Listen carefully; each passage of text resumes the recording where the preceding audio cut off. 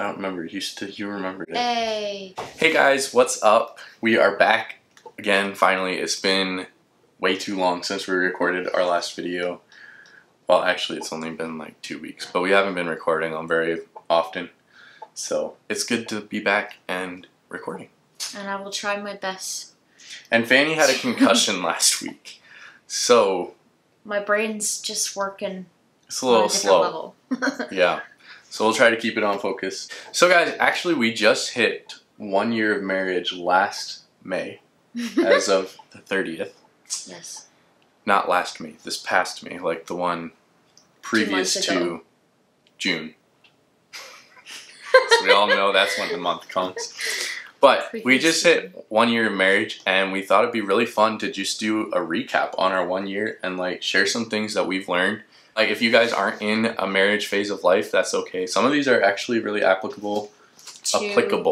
Non-married people. To non-married, yeah. To people who aren't married. The first one that we have is communication is key. And we learned the importance of this. I mean, obviously, we had to communicate before you're married since we were long distance. But there is just another, like a whole other level of communication that takes place during marriage. Such as a simple thing like, hey, I'm going to go get a haircut today, or like, what are your plans for today, or hey, like just knowing what's going on. And simple things like, can you pay this bill? There's a lot more to communicate about once you're married. Right. Like, literally, you think you have a lot when you're dating or you're talking to someone, but you have no clue. Because there's a lot more that comes after you get married. Yeah. And there's a lot more you're responsible for. You just have to talk about everything. And then you're good. But, so, communication is key. One thing I realized and learned is that the little annoying things aren't so cute. I know when we were dating, there were a lot of things that, like, not that they were obnoxious or annoying, it was just, like, oh, that's not a fun that I'm used to. Yeah, like, those little quirks and stuff that you know your other person has. But, like, you just think they're kind of cute and fun. And, like, the first year of marriage, you're going to go, well, at least for us, I don't know. You're going to go, wow, those aren't so cute anymore. And you really have to, like, learn to love the other person, because just because, like, they have all those quirks doesn't mean you get to love them less. Right. You still have to learn to love that person and accept their quirks. Yeah, you and help them work on them if they're not so great of quirks. One thing we've really had to work on is just, like, understanding what we're saying by how we're saying it. Because we both communicate in very different manners. So it's been something we've definitely had to work on. Money management can be money management. Proper management can be stress-free, but if you don't properly manage it, it can be one of the most stressful things on your marriage. And I think this is something that's definitely applicable to people. Is it applicable or applicable? I really don't know. I don't know. Guys, help us out in the comments. Let me know. Is it a short applicable or applicable? Is it a short A or a short I? Because I'm super lost on how to say that. So this is a very helpful one. Money management saves stress. Proper money management. Yeah. The first week after we got back from our honeymoon, I mistaked one of our going out. I forgot about a check that we had written, and it was a pretty major check. I think it was a down payment on our apartment. It was. And so we got back from the honeymoon and realized we had, like, nothing in the bank.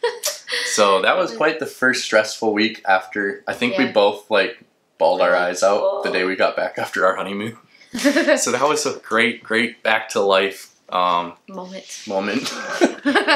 But God is always faithful, and He helped us through it. True. And always provided. Yeah, we never didn't have what we needed.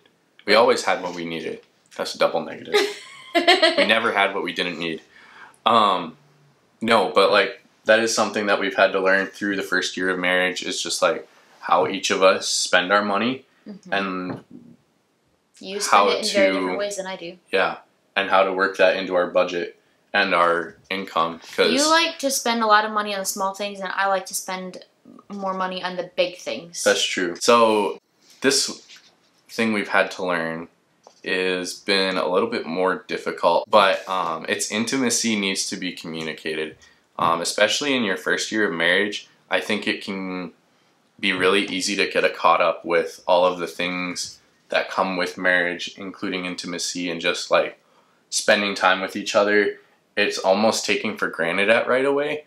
And once you hit like that 6 or 8 months of marriage, you're just like, it stops being such a, special, at least for us, yeah. It wasn't as like, whoa, I get to spend time with you. Yeah.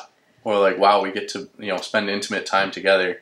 And we really had to communicate our wants and needs and like just really be sure. And it comes back to communication, I think, again, of just like what is needed in your marriage and what you as a person need. I love this part, is enjoy learning each other's hobbies. Titus loves to video game. Not as much anymore. Not as much anymore. But I do enjoy video games. When we first got married, that was his favorite. I don't know if it was. It was probably one of my bigger hobbies when we got married. So I'm not into video gaming. I've never. She's been. ex-Amish. So I don't gives play you video a clue. games. But just learning to like.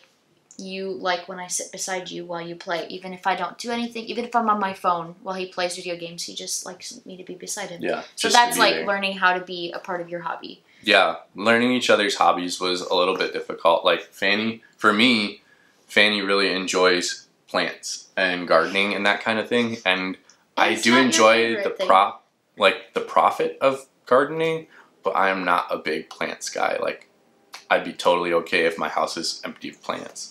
So sad. But I've had to learn that Fanny really enjoys it, and I've kind of had to learn to enjoy her hobby so that we can spend quality time together in that way. And that's been a challenge, but we're working on it, and it's been pretty good. That's the train. So, hello, train.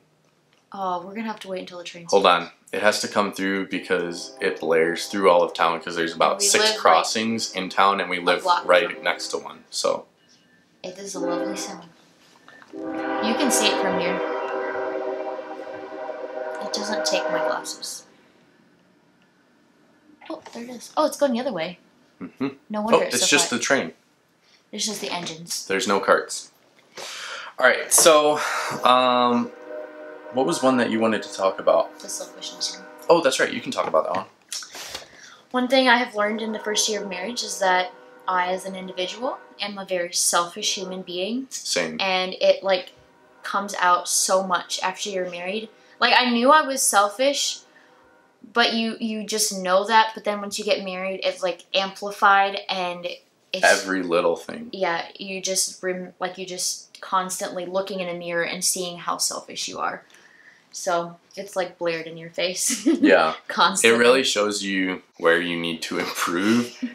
And it's really easy to get fed up with like being selfish and wanting things from others.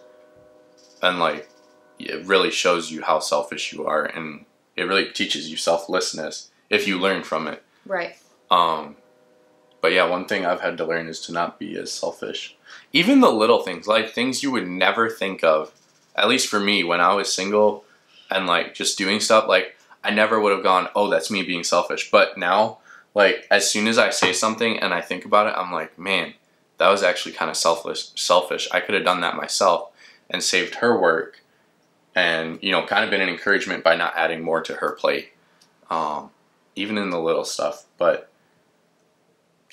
I don't know. It really teaches you to be selfless. Yeah. But I think that's one of the things that God, I don't know, as sinful humans, that was one of the teaching things he wanted for us to learn in marriage. Yeah. And don't take it by any means that we are like perfecting any of these, because we are so not. No. We are nowhere near where we need to be for any of these things that we've learned. But we're getting there. It's coming. It's coming along. It's progress. Sometimes it's really hard progress, but it comes along. It goes like this. And I think the last thing that marriage has taught us in the first year is to just really study each other and get to know each other. I think this kind of goes along with the like getting to know each other's hobbies, but just getting to know the person on a deeper level, because you can get to know each other while you're dating and stuff, but while you're dating, it's not it's kind of glorified in some sense. Really you is. really are looking for all of the good things about somebody, and when you get married, it's a lot more obvious the not so good things in your lives.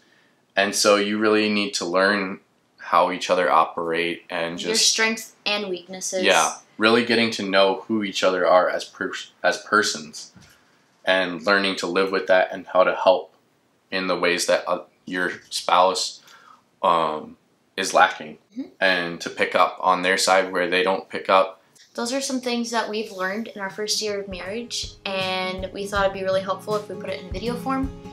And I hope you guys enjoyed this. Yeah, let us know if this was an encouragement to you guys, and if you guys would like our video, that would be really, really helpful in getting it out and helping us grow our channel.